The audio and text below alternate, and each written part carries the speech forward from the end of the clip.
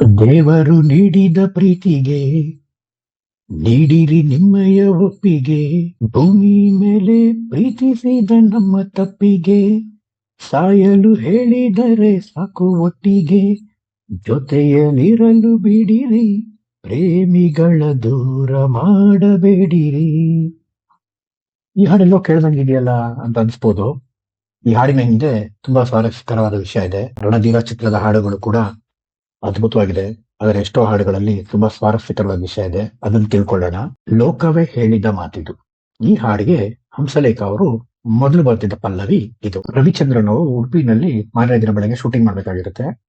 ಈ ಸಾಲನ್ನ ಬರ್ದಿರ್ತಾರೆ. ಆದ್ರೆ ಹಂಸಲೇಖ ಅವ್ರಿಗೆ ಯಾಕೋ ತೃಪ್ತಿ ಇರಲ್ಲ. SPB ಜಾನಕಿ ಹಾಡಕ್ಕೂ ರೆಡಿ ಇರ್ತಾರೆ. ಆದ್ರೆ ರವಿಚಂದ್ರನ್ ಅವ್ರು ಹೇಳ್ತಾರೆ, ಇನ್ನು ಪಲ್ಲವಿ ರೆಡಿ ಇದೆ, ಮುಂದಿನ ಬರ್ದಿಲ್ಲ ಅಂತ.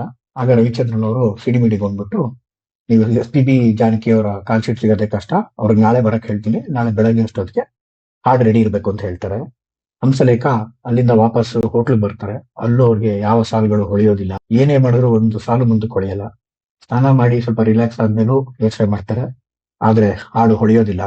ಆಗ ಅವ್ರ ತಂದೆ ಹೇಳಿದ ಒಂದು ಮಾತು ನೆನಪಿಗೆ ಬರುತ್ತೆ. ಇದು ನಾನ್ ಹೇಳ್ತಾರೋ ಮಾತಲ್ಲ ಕಣೋ, ಇದು ಲೋಕ ಹೇಳಿದ ಮಾತು ಕಣೋ, ಅದ್ರಲ್ಲಿರೋ ನೀತಿನ ಸತ್ಯನ ಅರ್ಥ ಮಾಡ್ಕೊಡೋ ಅಂತ ಅವ್ರ ತಂದೆ ಹೇಳ್ತಿದ್ರಂತೆ. ಆಗ ಅವ್ರಿಗೆ ಲೋಕವೇ ಹೇಳಿದ ಮಾತಿದು ಅನ್ನೋ ಒಂದು ಸಾಲು ಹೊಳಿ. ಅದಕ್ಕೆ ಅವರು ಹಂಗೆ ಸೇರಿಸ್ಕೊಂಡು ಲೋಕವೇ ಹೇಳಿದ ಮಾತಿದು, ವೇದದ ಸಾರವೇ ಕೇಳಿದು 2 ನಿಮಿಷದಲ್ಲಿ ಹೊಳೆಯುತ್ತೆ. ಅಲ್ಲಿಂದ ಮುಂದಕ್ಕೆ ಆ ಹಾಡು ಹಂಗೆ ಮುಂದುವರೆದು ಒಂದು ಸೂಪರ್ ಹಿಟ್ ಹಾಡಾಗುತ್ತೆ. ಮತ್ತು ಈ ಹಾಡು ಪ್ರೇಮಿಗಳಿಗೆ ಇಷ್ಟ ಆಗೋ ತರ ಬರೀರಿ ಅಂತ ರವಿಚಂದ್ರನ್ ಹೇಳಿದ್ರಿಂದ ಅದಕ್ಕೆ ಪೂರಕವಾಗಿ ಅದರ ಸಾಹಿತ್ಯಗಳು ಬರುತ್ತೆ. ಇದು ಕನ್ನಡದ ಒಂದು ಐಕಾನಿಕ್ ಪ್ರೇಮ ಗೀತೆ ಆಗುತ್ತೆ. ಈಗಲೂ ಪ್ರೀತಿಸೋ ಎಷ್ಟೋ ಹೃದಯಗಳಿಗೆ ಈ ಹಾಡು ಸ್ಫೂರ್ತಿಯಾಗಿದೆ. ಈ ಹಾಡು ರೆಕಾರ್ಡಿಂಗ್ ಮಾಡಕ್ಕೆ SPB ಅವ್ರು ಬರ್ತಾರೆ. ಹಂಸಲೇಖ ಅವರು ಅವ್ರಿಗೆ 2 ಸಾಹಿತ್ಯನೂ ಹೇಳ್ತಾರೆ. ಮೊದಲು ಬರ್ದಿದ್ದ ಸಾಹಿತ್ಯ ಲೋಕವೇ ಹೇಳಿದ ಮಾತು, 2 ಸಾಹಿತ್ಯನು.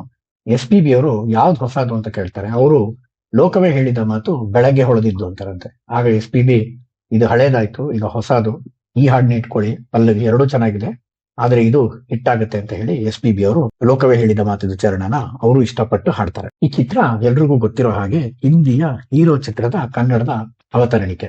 ರೀಮೇಕ್ ಚಿತ್ರ ಆದ್ರೂ ಕೂಡ ರವಿಚಂದ್ರನ್ ಅವರು ಎಲ್ಲೂ ಕಾಂಪ್ರಮೈಸ್ ಮಾಡ್ಕೊಳ್ಳದೆ ಸಿನಿಮಾನ ಅದ್ದೂರಿಯಾಗಿ ಮಾಡಿದ್ದಾರೆ. ಆಮೇಲೆ ಹಂಸಲೇಖ ಎಲ್ಲಾ ಹಾಡುಗಳು ಸ್ವಂತದ್ದೇ ಮಾಡಿದ್ದಾರೆ.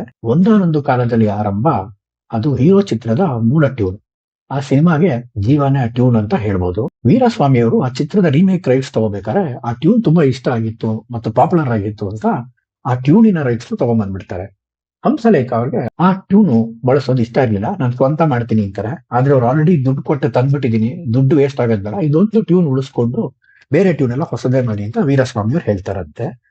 ಆಗ ಹಂಸಲೇಖ ಅವರು ಈ ಟ್ಯೂನ್ ನ ಉಳಿಸ್ಕೊಂಡ್ರು, ಅದರಲ್ಲಿ ನನ್ನತನ ಇರಬೇಕು, ನನ್ನ ಸ್ವಂತಿಕೆ ಏನಾದ್ರೂ ಅದ್ರಲ್ಲಿ ಇರಬೇಕು ಅನ್ನೋ ಕಾರಣಕ್ಕೆ ಒಂದಾನೊಂದು ಕಾಲದಲ್ಲಿ ಆರಂಭ ಅಂತ ಆಗಿನ ಕನ್ನಡ ಚಿತ್ರದ ಶೀರ್ಷಿಕೆಗಳನ್ನಿಟ್ಕೊಂಡು ಒಂದು ಅದ್ಭುತ ಹಾಡು ಬರೀತಾರೆ. ಆ ಹಾಡು ಸೂಪರ್ ಡೂಪರ್ ಹಿಟ್ ಆಗುತ್ತೆ. ಯಾರೇ ನೀನು ಸುಂದರ ಚೆಲುವೆ ಹಾಡು ಮೊದಲು ಬೇರೆ ವರ್ಷನ್ ಇರುತ್ತೆ. ಆ ಹಾಡು ಯಾರೇ ನೀನು ಸುಂದರ ಚೆಲುವೆ ಹಾಗೆ ಕಂಟಿನ್ಯೂ ಆಗಿ ಫುಲ್ ಮೆಲೋಡಿನಲ್ಲೇ ಬಂದು ಹಾಡನ್ನ ಹಂಸಲೇಖ ಅವರು ವೀರಸ್ವಾಮಿ ಅವ್ರಿಗೆ ಕೇಳಿಸಿರ್ತಾರೆ. ವೀರಸ್ವಾಮಿ ಅವ್ರಿಗೆ ಹಾಡು ಪೂರ್ತಿ ಇಷ್ಟ ಆಗಿರಲ್ವಂತೆ. ವೀರಸ್ವಾಮಿ ಅವರು ಹಂಸಲೇಖ ಅವ್ರನ್ನ ಅವ್ರ ಆಫೀಸಿಗೆ ಕರ್ಸ್ಕೊಂಡು ಮಾತಾಡ್ತಿರ್ಬೇಕಾದ್ರೆ ಹಿಂದ್ಗಡೆ ಪ್ರೇಮಲೋಕ ಹಾಡು ಪ್ಲೇ ಆಗ್ತಿರುತ್ತಂತೆ. ವೀರಸ್ವಾಮಿ ಅವರು ಹಂಸಲೇಖ ಅವ್ರನ್ನ ಕೇಳ್ಬಿಟ್ಟು, ಈ ಹಾಡನ್ನ ಕೇಳಿ, ಇವಾಗ ನೀವು ರಣಧೀರ ಬರ್ದಿರೋ ಹಾಡನ್ನ ಕೇಳಿ ಏನೋ ಮಿಸ್ ಹೊಡಿತಾ ಇದೆ, ಏನೋ ಸರಿಗಿಲ್ಲ ಅನಿಸ್ತಾ ಇದೆ, ಇದೇ ತರ ಏನಾದ್ರು ಮಾಡಿ ಅಂತ ಹೇಳಿದಾಗ ಹಂಸಲೇಖಂಗೆ ಅನ್ನಿಸ್ತಂತೆ, ಪ್ರೇಮಲೋಕದಲ್ಲಿ ತುಂಬಾ ಹಾಡುಗಳಲ್ಲಿ ಆಡು ಭಾಷೆ ಇತ್ತು, ಆ ಕಾರಣಕ್ಕೋಸ್ಕರನೇ ಅವರು ಅದು ತಲೆಗೆ ಬಂದು, ವಾರೆ ವಾ ಈ ಕಾಫಿ ತುಂಬಾ ಬೊಂಬಾಟ್ ಆಗಿದೆ, ಕಾಫಿ ಮಾಡೋ ಹುಡುಗಿ ಕೂಡ ಬೊಂಬಾಟ್ ಆಗಿದೆ ಅಂತ ಹಾಡುಗಳನ್ನ ಸೇರಿಸಿ ಆ ಹುಡುಗಿ ಮತ್ತೆ ರವಿಚಂದ್ರನ್ ಜೊತೆ ಇದ್ದ ಅವರ ಸ್ನೇಹಿತರೊಂದಿಗೆ ಒಂದು ಸಂಭಾಷಣೆ ಮೂಲಕ ಹಾಡನ್ನ ಸೇರಿಸಿ ಕೊನೆಗೆ ಹಾಡನ್ನ ಮೆಲೋಡಿಯಾಗಿ ಮುಗಿಸ್ತಾರೆ.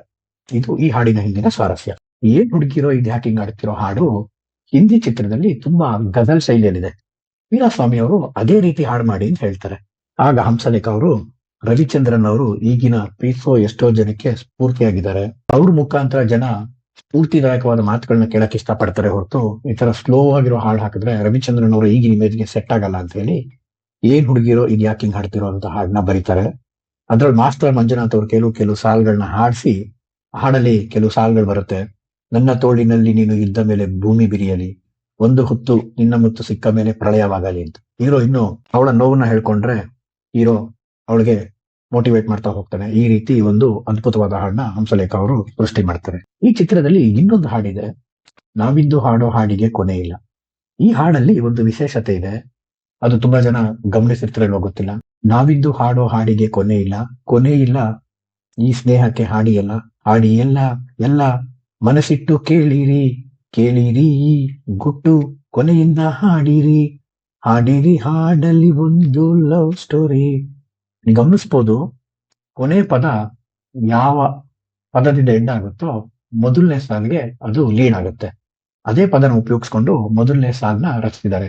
ಈ ಹಾಡಲ್ಲಿ ಕೊನೆ ಸಾಲಿನಲ್ಲಿ ಯಾವ ಪದ ಬರುತ್ತೋ ಅದೇ ಸಾಲಿನಿಂದ ಮುಂದಿನ ಸಾಲಿನ ಮೊದಲ ಪದ ಆಗಿ ಪರಿವರ್ತನೆಗೊಳ್ಳುತ್ತೆ. ಸೊ ಈ ರೀತಿಯ ಒಂದು ವಿಶೇಷವಾದ ಹಾಡನ್ನ ಮತ್ತೆ ಹಂಸಲೇಖ ಅವರು ಕೊಟ್ಟಿದ್ದಾರೆ. ಧನ್ಯವಾದಗಳು. ಇದೇ ತರ ವಿಡಿಯೋಗಳು ನೀವು ಇಷ್ಟಪಡೋರಾದ್ರೆ ಈ ವಿಡಿಯೋಗೆ ಲೈಕ್ ಮಾಡಿ.